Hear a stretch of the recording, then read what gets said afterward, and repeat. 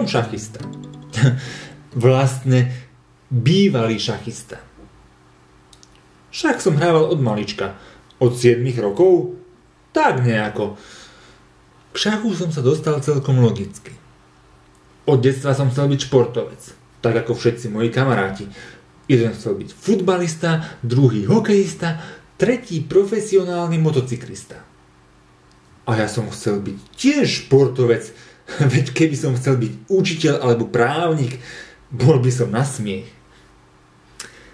Už len si vybrať tú správnu športovú disciplínu. Niečo, čo by mi vyhovovalo, lebo ja som jemný a citlivý človek. Už ako dieťa som bol jemný a citlivý. Keď som zbadal niekde krv, čo krv? Keď som zbadal kečup, išli na mňa mdloby. Tak čo si vybrať? Futbal? A kdeže? Futbalisti ležia v jednom kuse na trávniku a s bolestivými grimasami ich na nosidlách odnášajú za postranú čiaru. A hokej už vôbec nie. Tie chlapské tváre, osadené chrupmi 7-ročných deciek. Brrr! Citlivý človek môjho kalibru sa logicky musí poobliadnúť niekde celkom inde. A vtedy som si spomenul na ten otrepaný vtip. Poznáte to, nie? Veď to už rozprávajú sestričky Batoľa tam v pôrodnici. Vraj šach je šport, pri ktorom je možno utrpieť jediný úraz, a to vypichnutie oka o figurku pri zaspatí od nudy nad šachovnicou. Normálne by som sa znudene zasmial. No tentokrát som zvýskol. Bingo! Šach to je šport pre mňa. Budem šachový veľmajster. A bavilo ma to. Zapísal som sa do šachového krúžku, predplatil som si časopis Šachmat a nad posteľ si zavesil plagát Garryho Kasparova. Nevedel som si šach vynachváliť. Sedím si v teple, netuším, čo je to svalovica a za celú sezónu ani jedno jediné zranenie. To je šport. Pochvaľoval som si a vôbec som netušil, ako veľmi ma šach sklame. Stalo sa to na jednom turnaji pod patronátom telovýchovnej jednoty. Bolo to v Bratislave, v akejsi školskej telocvični. Nič nenasvedčovalo tomu, že sa stane niečo nezvyčajné. Áno, jednalo sa o dôležitý duel s Mišom Paznechtom, veľkým favoritom celého turnaja, ktorý už porazil kdekoho, aj čiernych, aj bielých, no všetko išlo v zabehaných koľajách. Vyšiel som zo šatne, vedúci nášho družstva ma potlapkal po ramenách a zaujal som miesto za stolíkom so šachovnicou. Dôkladne som rozcvičil každú jednu figurku, veď len dámov som 10-krát prebehol po jednej a 10-krát po druhej diagonále.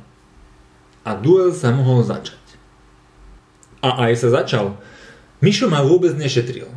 Vždy bol o jeden ťah vpredu, neprestajne útočil a ja som sa zo všetkých síl úporne bránil. Ale úspešne. Odrážal som útok za útokom a čakal, kedy Mišo nechá v obrane otvorené okienko. No Mišo nie a nie v obrane vyluftovať. Až raz v úpornej snahe zobrať mi väžu potiahol koňom z obranej pozície F2 na pozíciu G4 a vznikla fuga ako hrom. Tak na toto som celý čas čakal. Okamžite som potiahol dámov na C4 a razantne som buchol po šachových hodinách, dovtedy zakríknuto tykajúcich na stole. Súperovi hrozil mat. Nastalo hrobové ticho. Mišo zbledol a cez zreničky bolo vidno, ako sa mu v hlave rozkrútili všetky kolieska, bez ohľadu na to, či zapadali do seba, alebo nezapadali. Ja som zatiaľ s lakťami na stole a hlavou utopenou v dlaniach bedlivo sledoval korisť. Ľavým okom som ziskuchtivo hľadel na väžu, pravým som zízal na kráľa. Čas bežal. Hodiny na stole odrazu tykali oveľa nástojčivejšie. Tik, tik, tik, tik, tik. Tak, povedal Mišo a spravil rošádu. A to bol ten osudný moment. Oči sa mi prekrížili, zrazu ľavé oko hľadilo doprava, pravé doľava a za nič na svete som ich nevedel vrátiť späť. Zavrel som oči, otvoril a oči furt šrégom. Pomykal som hlavou, oči furt šrégom. Poriadne som si oči hánkami požmolil a Furt šrégom. Nedalo sa nič robiť. Obe diagonály som videl rovnobežne, medzi nimi nos. Bratku, nedalo sa inak, voľky nevoľky, musel som zápas skrečovať. Vedúci družstva ma vzal za ruku a odprevadil do šatne. Zavolali doktora, ten mi kvapkal do očí všakovakej roztoky, no nič nepomáhalo.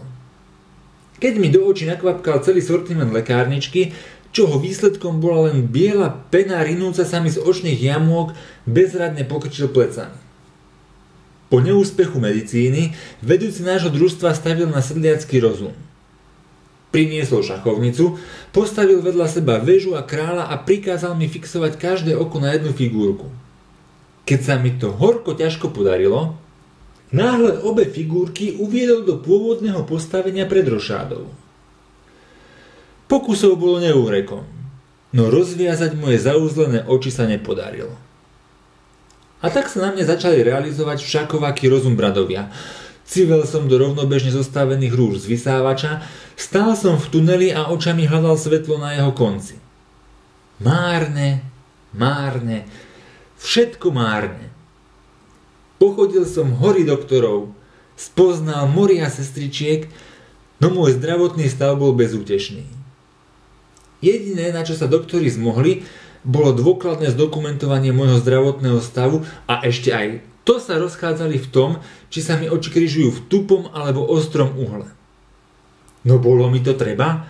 Pestovať vrcholový šport? A to som sa naivne nazdával, že pri šachu si maximálne prederiem rukávy na košeli v oblasti lakťov. Máš ho vidieť. Bodaj by ten pondiatý šach porantal. To som sa radšej mohol povalovať na nosidlách, niekde za postranou čiarou a strúhať bolestivé grimasy. Neskončil by som ako človek, čo po všetkom neprestane poškuluje. Tak to je to umenie. Vedieť si vybrať tú správnu disciplínu. Mne sa to bohužiaľ nepošťastilo.